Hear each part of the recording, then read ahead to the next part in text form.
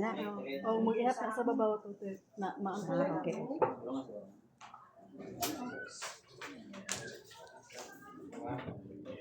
Mas, yan na lang ni Mas. Sa ngalan samahan, sa anak sa Espiritu Santo. Amen. Ang Ginoo maana kanin. Pamahan nga langit ng tanawa, kining banay diya si mong gugma. Ug gatagi sila nga mga sakop sa banay sa panalangin sa imong kalinaw. Ang imong espiritu magpuno unta silang makasing-kasing at mahimo silang balaan o malipayon.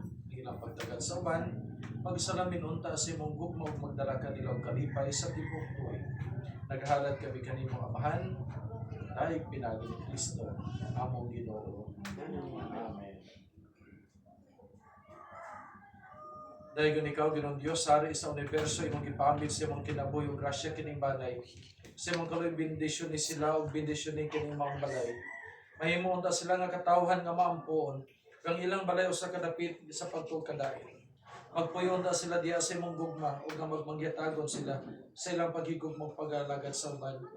Ang pagtuon ni Maria ug ni Jose ug sa tanan nimo mga santos maglamdag unta nila sa pagsunod sa panigingnan sa imong anak nga si Hesukristo.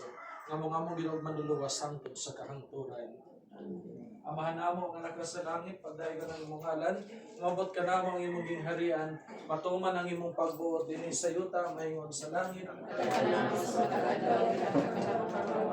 Pasaylo kami sa among mga sala, ingon na napasaylo kami sa mga nakasalanan namo, dili mo kami kagyan sa pagsunay, hinunuan, wasak kami sa daotan. Amen. Ang Ginoo mana kaninyo, manalangin kaninyo ang Diyos mga kagagahong sa tanan ng Amahan, Anak ug Espiritu Santo. Amen. A nice house, little house. Kaya tayo.